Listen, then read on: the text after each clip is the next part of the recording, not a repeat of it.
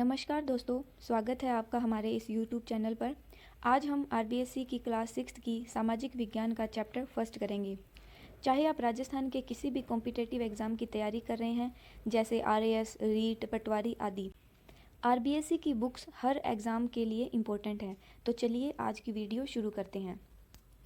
Chapter first हमारा ब्रह्मांड। सबसे पहले है खगोलीय पिंड। खगोलीय पिंड क्या होते हैं? आसमान में फैले तारे, उल्का, ग्रह, उपग्रह, धूमकेतु आदि, जिनमें हमारी पृथ्वी, सूर्य एवं चंद्रमा भी शामिल है, ये सभी मिलकर खगोलीय पिंड कहलाते हैं। आगे है ब्रह्मांड यानी यूनिवर्स। ब्रह्मांड क्या होता है?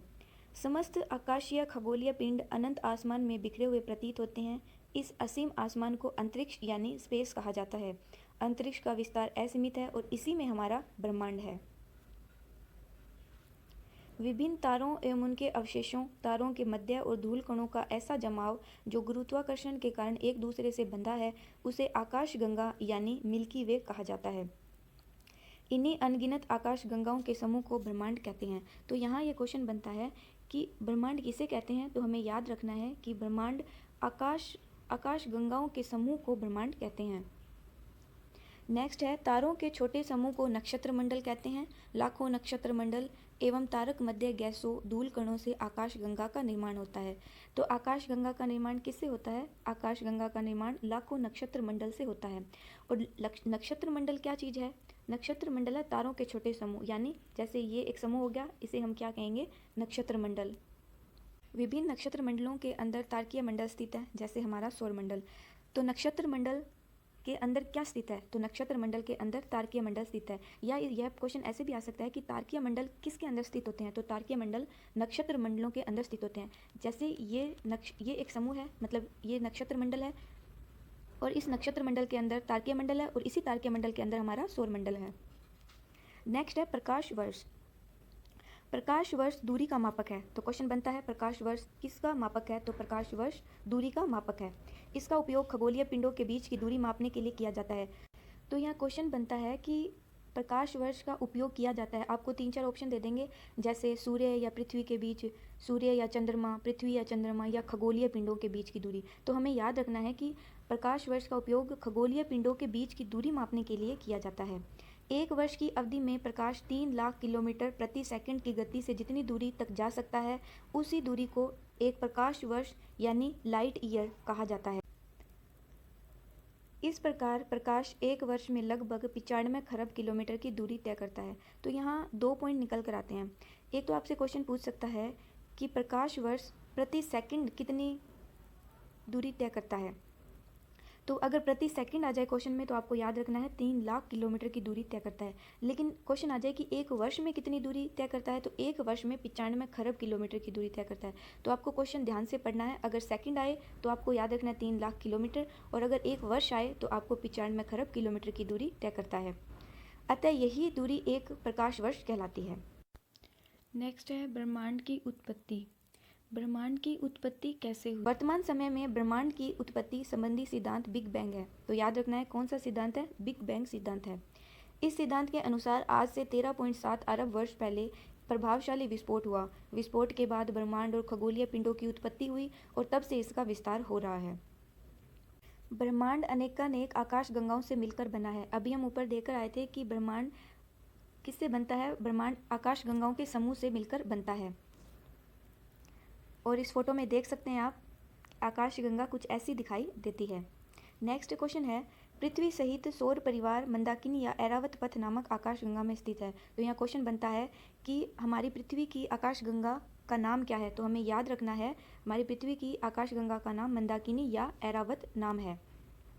आकाशगंगा अर्थात आकाश में बहने वाली नदी। नेक्स्ट है तारे। तारे हाइड्रोजन एवं हीलियम के सम्मिश्रण से बने हैं। तो यहाँ क्वेश्चन बनता है कि तारों में कौन सी गैस पाई जाती है? तो तारों में हाइड्रोजन और हीलियम दोनों पाई जाती है। पृथ्वी का सबसे निकटतम तारा सूर्य है, जो पृथ्वी से लगभग 15 करोड़ किलोमीटर दूर है। तो यहाँ 2 क्वेश्चन निकल कर आते हैं कि पृथ्वी का सबसे निकटतम तारा कौन सा है, तब तो हमारा आंसर होगा कि पृथ्वी का सबसे निकटतम तारा सूर्य है। और यदि क्वेश्चन आ जाए कि सूर्य क्या है, तो हमें याद रखना है कि सूर्य क्या है? सूर्य एक तारा है जो पृथ्वी से लगभग 15 करोड़ किलोमीटर दूर है। तो यहाँ हमें 2 चीज़ें याद रखनी है।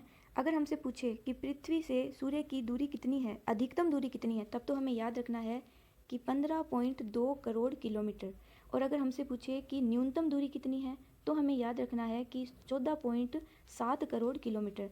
तो ये दोनों फैक्ट हमें याद रखने हैं। नेक्स्ट है, अन्य तारों की रोशनी एवं चमक भी लगभग सूर्य के समान ही होती है, लेकिन वे सूर्य से अधिक दूर होने के कारण हमें अत्यंत छोटे दिखाई देते हैं। इस सब के अतिरिक्त एक विशेष आकृति वाला तारा जो हमें हमेशा दिखाई नहीं देता है, वह तारा काफ़ी आकर्षक एवं निराला है। इसका नाम है पुष्चल तारा या धूमकेतु। इनकी रचना बर्फ, धूल, छोटी चट्टानों और गैसीय पदार्थों से हुई है। इनकी गति बहुत तेज होने के कारण गैसीय पदार्थ पूंछ की तरह संरचना बना लेते हैं। इसी कारण इन्हें पुष्चल तारा कहा जाता है या पूंछ वाला तारा भी कहा जाता है।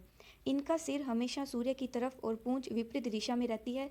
यह सूर्य के चारों ओर एक निश्चित पथ पर परिक्रमा करते हैं। कभी वे सूर्य के निकट आते हैं और कभी बहुत दूर चले जाते हैं। यह स्थिति एक निश्चित अवधि के बाद होती है, तब उन्हें साफ देखा जा सकता है। सबसे चर्चित पुष्चल तारा हेली है, जो प्रति 76 वर्ष बाद दिखाई देता है। 1986 में देखा गया था और अब 2062 में देखा जाएगा। तो हमसे ये क्वेश्चन पूछा जा सकता है कि हेली किस प्रकार का तारा है। तो हेली एक पुष्चल तारा है जो प्रति 76 वर्ष बाद दिखाई देता है। ये हेली धूमकेतु की फोटो है, आप इसमें देख सकते हैं। नेक्स्ट है, ध्रुव तारा यानी पोल स्टार उत्तर दिशा को निर्धारित करता है। तो ध्रुव तारा, इसे हम हिंदी में ध्रुव तारा कहते हैं और इंग्लिश में पोल स्टार कहते हैं। ये कौन सी दिशा को निर्धारित करता है? ये उत्तर दिशा को निर्धारित करता है। ये हमें याद रखना है। अब हम कुछ क्वेश्चंस करते हैं। ये क्वेश्चंस मैंने आरबीएससी की बुक के पीछे जो दिए होते हैं उन्हीं वही लिए हैं। पहला क्वेश्चन है, तारे चमकते हैं स्वयं के प्रकाश से, दूसरे के प्रकाश से, चंद्रमा के प्रकाश से या ग्रहों के प्रकाश से? तो अभी हमने पढ़ा कि तारे स्वयं के प्रकाश से चमकते हैं। नेक्स्ट सेकंड क्वेश्चन है, ध्रुव तारे द्वारा दिशा निर्धारित होती है। ध्रुव तारे द्वारा हमेशा उत्तर दिशा निर्धारित होती है। थर्ड क्वेश्चन है, निम्न को सुमेलित कीजिए। एक तरफ हमें आकाशीय पिंड दे रखे हैं और दूसरी तरफ उनकी विशेषताएं हैं, हमें इन्हें सुमेलित करना है। ए है सूर्य। सूर्य क्या है? अभी मैंने तुम्हें बताया था कि सूर्य एक तारा है। धूमकेतु पूंछ वाला तारा। पृथ्वी एक ग्रह है, ये हम सभी जानते हैं। ब्रह्मांड लाखों आकाश गंगाओं का विशाल समूह। तो ब्रह्मांड लाखों आकाश गंगाओं का विशाल समूह और आकाश गंगा लाखों तारों का विशाल समूह। तो दोस्तों, ये था चैप्टर फर्स्ट हमारा ब्रह्मांड। ऐसे ही सभी चैप्टर्स के इंपॉर्टेंट नोट्स पाने के लिए हमारे चैनल को सब्सक्राइब करें और बेल आइकन को प्रेस करें। Thanks for watching. जय हिंद।